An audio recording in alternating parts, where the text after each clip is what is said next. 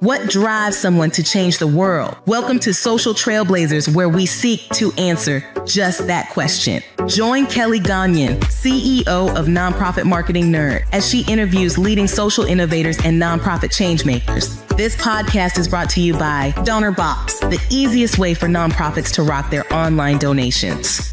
I've worked my entire life in nonprofits. So from a very young age, I was volunteering, very active. As anyone who's done volunteering, giving back just makes you feel amazing.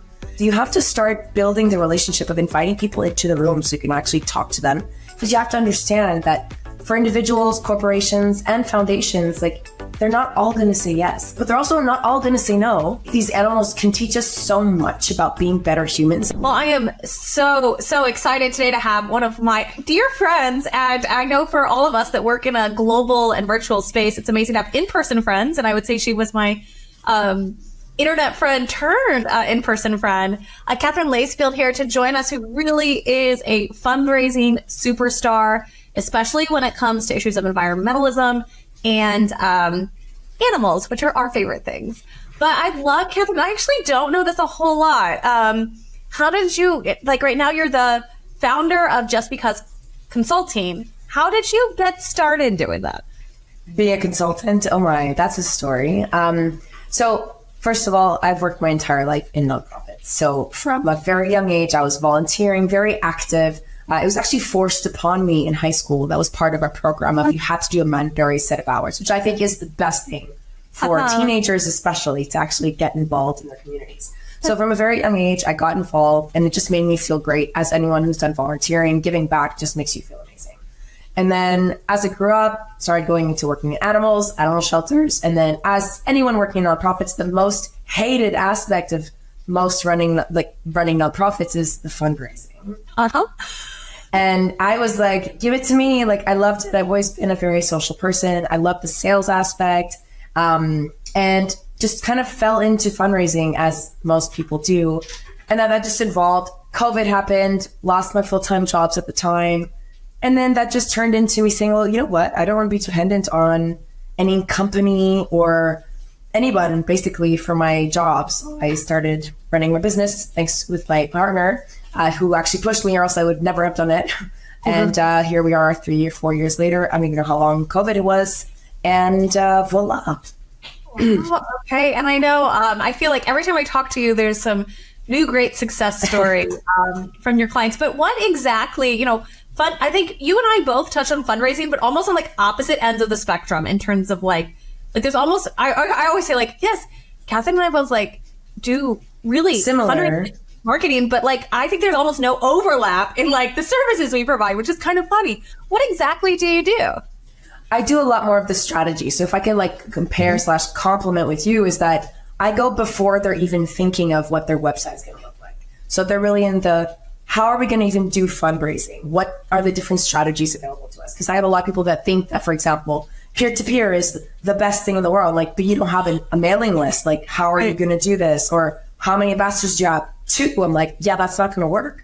So I work a lot on the developing the internal knowledge around fundraising, so the internal capacity, but also establishing a fundraising plan over 2-3 years to show them how are you going to get from your making $100K a year to your $500K a year. How are we going to actually build up towards that? And of course, that's where I would also usually partner or bring in someone like you. Is I can do the strategy, what we're going to do, but then actually building it and putting it on the website is not what I would usually do. I would usually offhand that to someone like you who knows what they're doing. And we kind of work together of this is our plan and this is how we're going to implement it. Yeah, I think every time I hear your brain, especially around the donor development strategy, I'm just yes, all nonprofits need to hear what she's saying. And I know you talk about I don't know if it's the right term. In my head, it's a prospect list. What is that? What is that? So first of all, it's kind of like in sales. If you don't have any leads, how are you supposed to actually be booking sales? So it's the same thing for donors. If you're just calling out into this empty cavern of please donate to me, but no one's there, then it's not going to be heard. So you have to start building the relationship of inviting people into the room so you can actually talk to them. Because you have to understand that for individuals, corporations, and foundations, like they're not all going to say yes, but they're also not all going to say no. I'm going to say no. Yeah. But you need to have people there. And usually for grants, for example, I say you need to apply to 5 grants to confirm one. So you better have a long-ish list of grants to be able to confirm some. So this is where I love building a prospect list. So I'm like, okay, these are potential people we can invite into the room. Some of them are going to accept the invitation. Some of them are not, but at least we have a potential list to start asking. So that's kind of how I build up my prospect lists. Okay, yeah, and you're, I think you're the third person on Social Trailblazers that's really talked about the research and list making needed for fundraising. And I think so many nonprofits, especially you and I both partner with a lot that are social service agencies. They're just like, just focus on the marketing where they need to be like, whoa, like first we need to like know who we're talking to. What are we talking about? And like, who are the potential people in a room? So yeah, thank you for providing strategy. And I think like you might be able to can you hear my dog in the background? Slightly, but it's okay. I have mine walking around and being like, why am I not in your arms right now? Aww.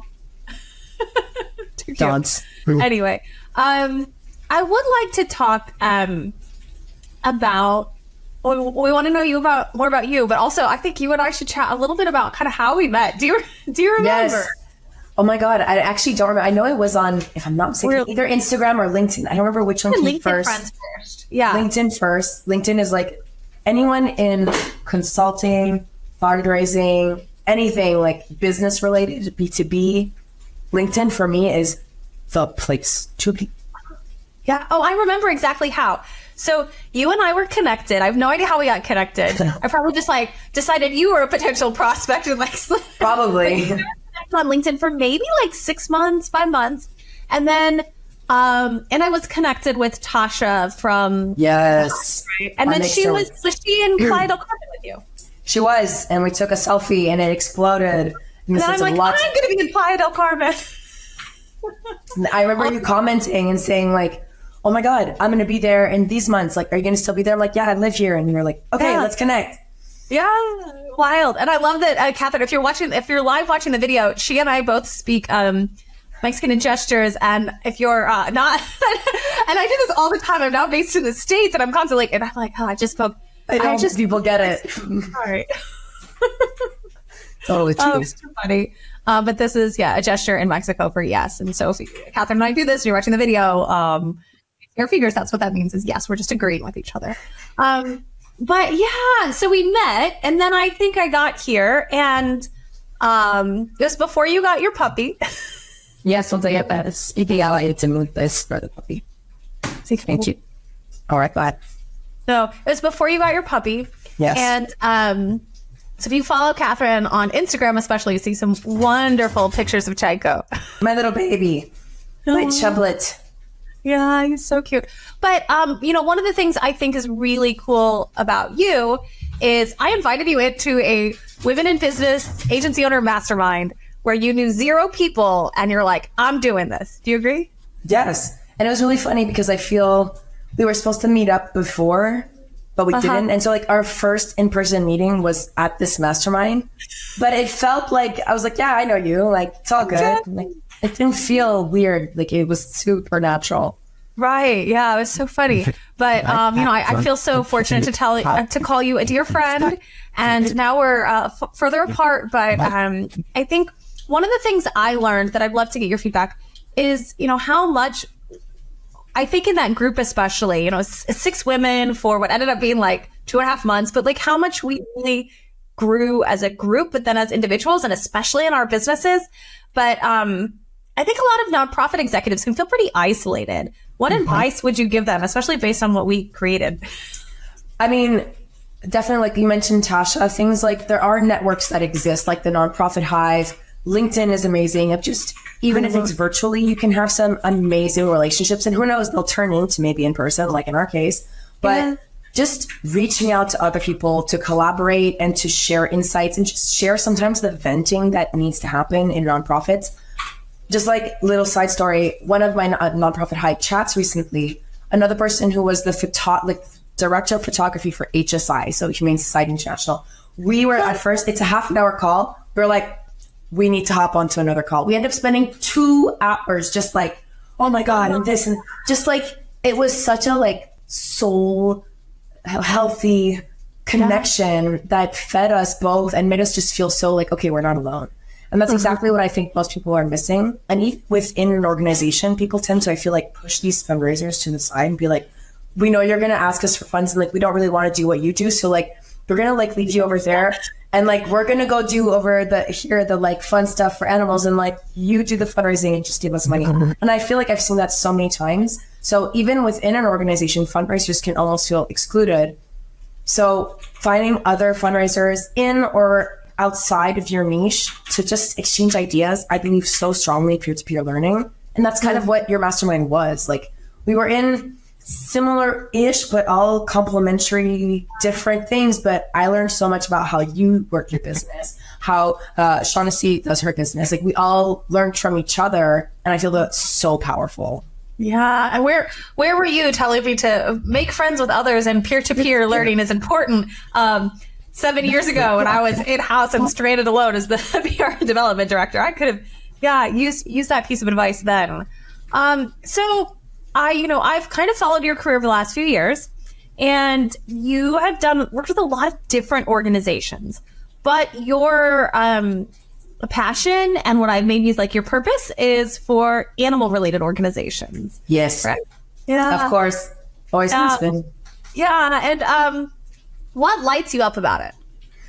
Honestly, ever since when I first got into the movement, at first it was really the environmental aspect that seemed to call on more. So that's why the two for me are very interconnected. Right. And then I started learning about animal rights, and it was just like, it kind of checked so many boxes of like compassion. I'm a very compassionate person. I have a lot of empathy, a bit too much sometimes. And just these animals can teach us so much about being better humans. And I always use that quote in my podcast with my first sentences is like, just because they teach us so much about what it is to be humane. It's actually from animals. So I found that's really awesome. And of course, anyone that's in the space, philanthropy for animals is a very small percentage of philanthropic dollars that are being spent and distributed. And I just felt like I could have more of a voice there. And very selfishly, I love animals. And so it just makes me happier.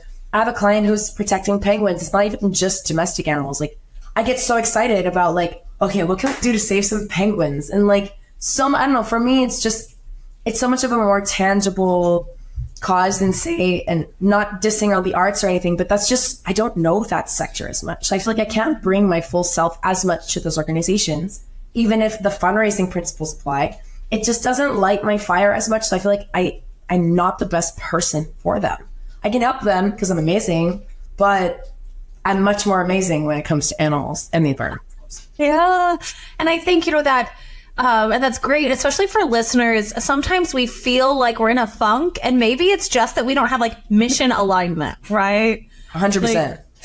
You can give me food, shelter, clothing all day and education, and I will drive to the end of the earth to like make sure those organizations have fulfilled their mission. And I think there's some like advocacy for me, like political advocacy work that's like 5 steps removed from like actual impact, that it's just a little bit more difficult for me to wrap my head around. And I know you have a background in political advocacy as well. Yeah. And it's tough, and like, it's so necessary because it's actually trying to change the system within which the problems are being created.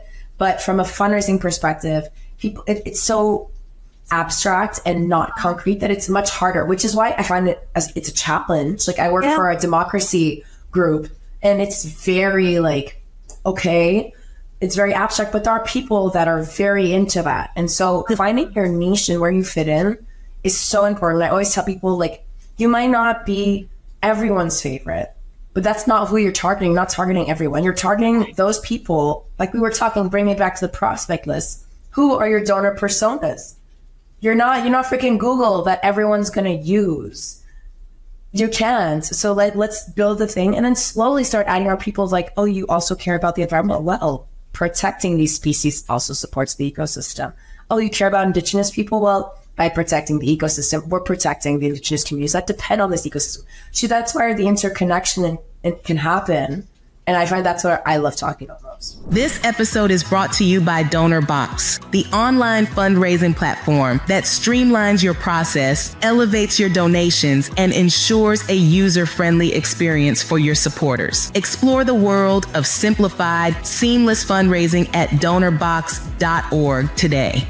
And I will, one of the things I personally love about you the most, and there are a lot of things, but is how I would say passionate you are. And, you mentioned earlier about your client that's saving, what kind of penguins are they? African penguins. Are they West African or African penguins? Just African. They call them just African penguins. And you just updated your Instagram thing to be this. Yes. It's because it was National African Penguins Day.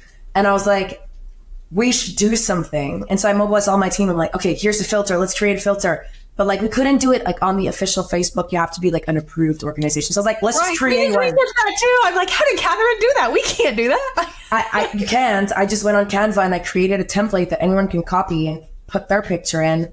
And it just like, for me, when I work with a client, like kind of like you were saying, going to the ends of the earth, like I'm not just like clocking in and clocking out. Right. When I work with a client, I am working with a client. Like, I'm going to send you funny memes on Instagram that are related or not, but just for me, it's about building a relationship. And for me, it's also about, this is how, as an organization, you should see your relationships with your donors.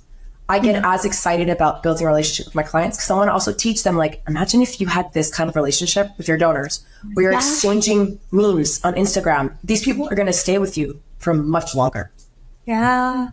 And I know, I know you've made a lot of impact with a lot of organizations, but can you maybe share one story that you really hold close or you're really proud of for one of your clients?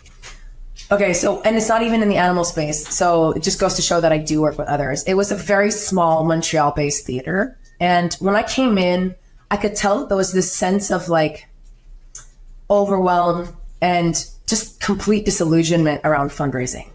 They just were like, it didn't work. It doesn't work. Like, we tried everything. I was like, of course. Tried everything. Okay, let's try again. And when I left a year later, so this was they got a grant to hire me, which if not, they would not have been able to invest in that kind of capacity building. But at the end, I started seeing they were actually posting just generally more on social media, just being more active. They had applied to, I think, 6 grants. They already had confirmed 2 by the time I finished. And they were like, oh my God, I never thought I would get from this grant. I'm like, well, yeah, because we did a specific targeted approach. And then the founder, who was the worst from an overwhelmed perspective, because she had just everything on top of her, she now had an intern that was going to be able to be hired and stay with them. They had a new social media intern that they were able to do. And she's like, I never would have thought that we would be here today. And the energy that they were bringing to fundraising and the excitement for me, that was the most important, because now they can continue on without me. And I'm sure with you, I don't know, but with marketing, it's like, I can teach you everything, but if you're not going to take it and run with it on your own, then there's no sustainability of working with me. I don't want you to be constantly like, Katherine, can you do this for me again? Can you do this? No, I want you to be able to run with it on your own when I'm done. Oh, that's, I'm sure that theater is still thriving. And you did mention that they secured 2 new grants during and after, based on the work you did.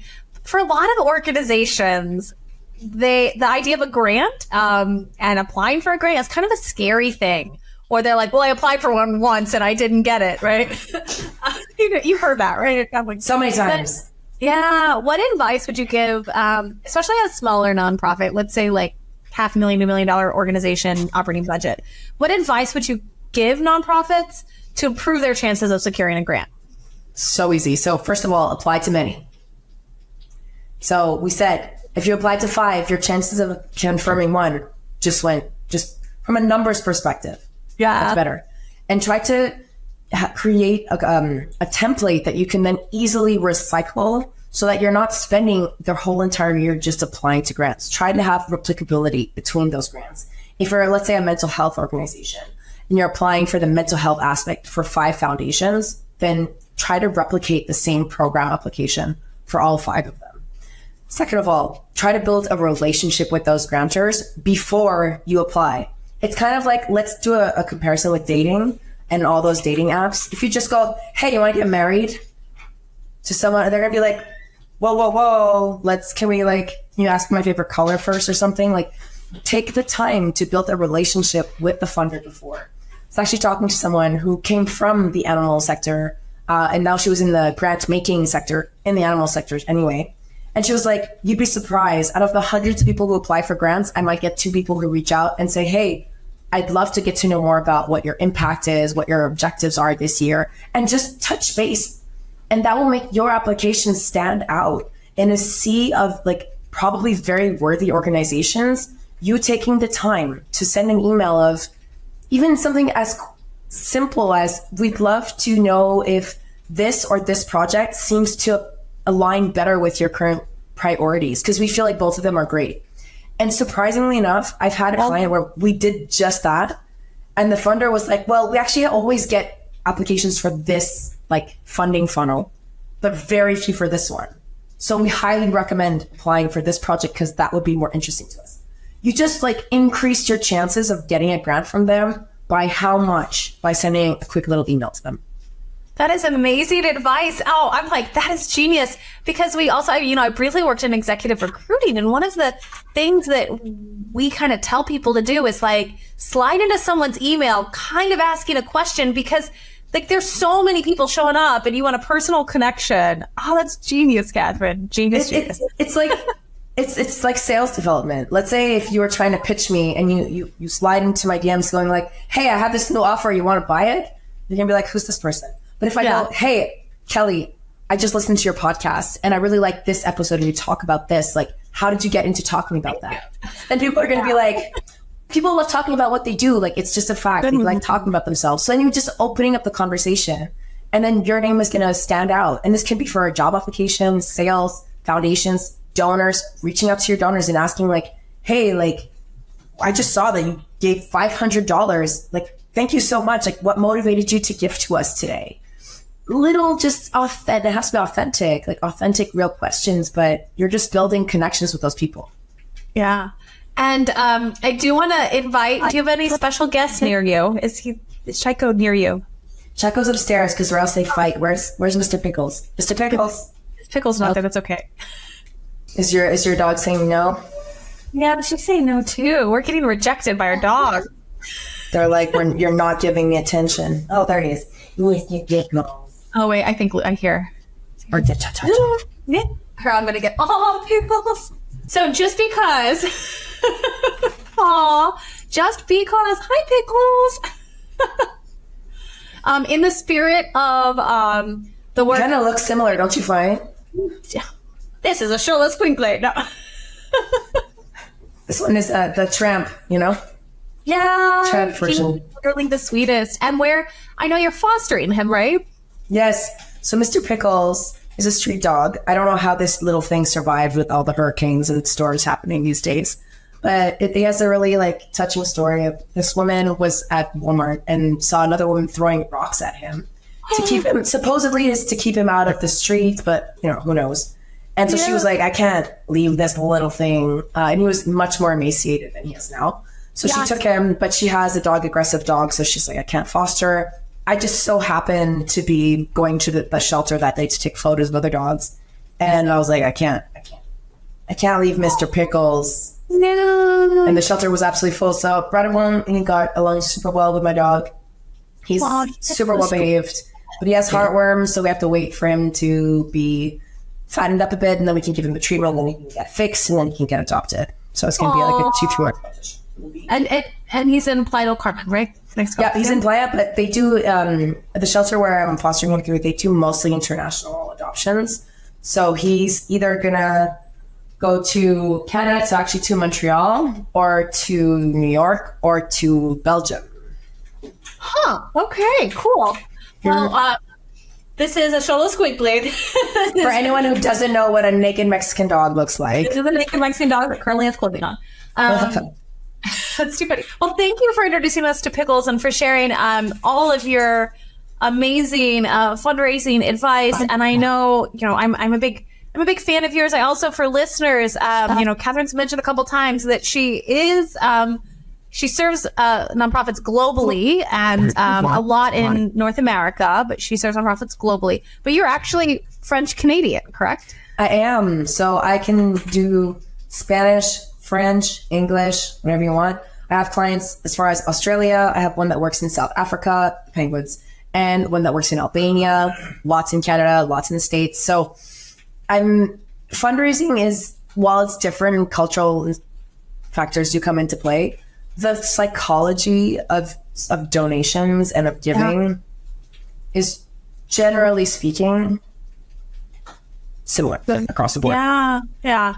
And I think the psychology of the people trying to fundraise too is similar. Like, what's stopping them from doing it effectively, right? That's kind of scarcity mindset. It really is. Okay, so for listeners that want to get in contact with you, where can they find you? I am a LinkedIn queen. That is where I spend most of my time. That's where we met. So Katherine Lacefield, you can find me on LinkedIn. If not, just because consulting is the website where you can find all of the links, as well as my own podcast, where I dive into questions specifically around the interconnection of causes of how protecting animals also protects the environment, also protects people. We're all interconnected. We live in an ecosystem, guys. And I also share a lot of advice on fundraising in general that can be applied to any nonprofit. Awesome. Well, thank you so much for your time. We will drop all of your contact information into the description and show notes. And thank you again, Katherine. It was so great to see you, and to meet Pickles. Yes, Mr. Pickles is definitely there. Last thing, I find it so funny because you're the nonprofit marketing nerd. I'm definitely a fundraising nerd. I talk fundraising, and my husband is almost to the point where he's like, please, stop talking about fundraising. I don't know what you're talking about. And I'm like, fine, I'll keep it to myself. So we're both nerds. We're both nerds. Just different complementary nerds. Exactly. Go us all. Well, thank you again for your time. Thanks. Thank you for tuning in to Social Trailblazers. If you enjoyed today's episode, don't forget to subscribe, leave a review, and share it with others who are passionate about making a difference. Special thanks to our sponsor, DonorBox, for supporting this podcast and the incredible work of nonprofits everywhere. Join us next time as we continue to dive deep into the motivations of the change makers shaping our world. Until then,